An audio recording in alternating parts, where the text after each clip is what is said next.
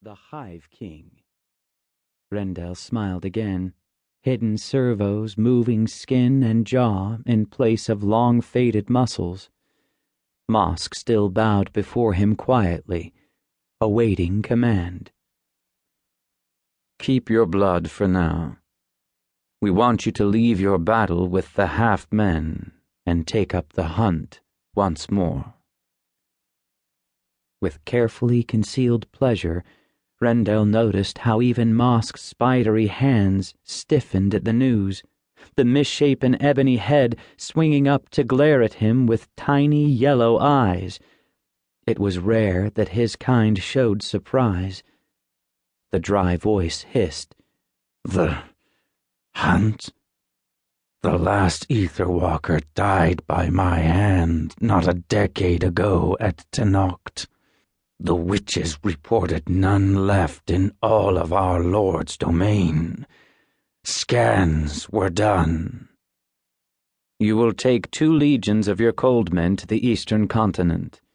An interstratospheric signal was sent from somewhere near the southern tip of the Horeb Wilds not 5 days past. The signature is unmistakable.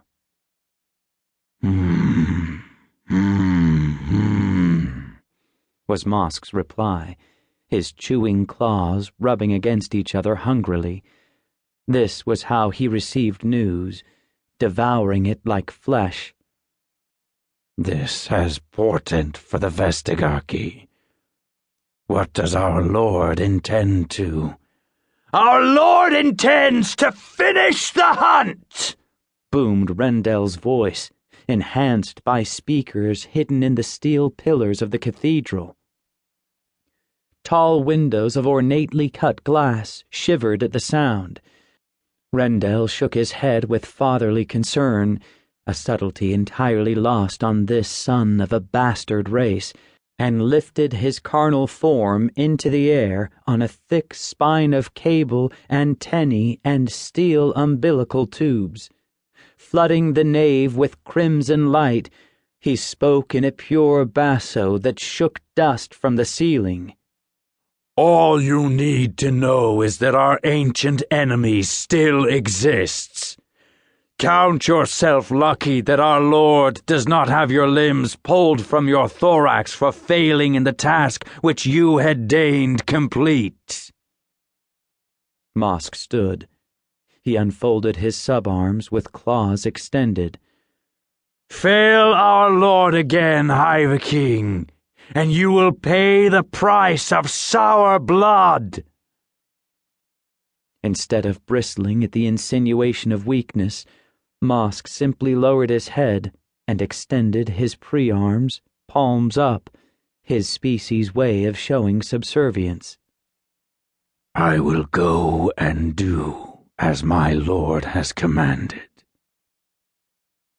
Rendell nodded and lowered himself to just above his prostrate servant's head. "Good," he whispered. "The dragonflies will be waiting for you at nightfall." A low hum rose, barely audible over the roaring of the wind and waves below. A white claw of moon crept out from among the clouds, silvering a dozen long and monstrous shapes as they sped over the whitecaps. Moonlight momentarily glinted off of spear points and armor. The monsters carried an army on their backs. While most of the riders huddled tightly against their winged mounts, one lone figure seemed unconcerned by the long drop to the sea. Perched behind the massive head of his steed, he gripped its antennae tightly with 2 pairs of armored hands. Wind lashed at the figure, and beads of condensation rolled down his oblong cranium. The swarm turned away from the moon, toward the dark eastern sea. Mosk did not pause to shake the drops from his brow. He was staring intently across the waves, and only the giant beast beneath him could hear the clicking coming from deep within his throat. The beast was not much more intelligent than the primitive insects it had been bred from long ages ago.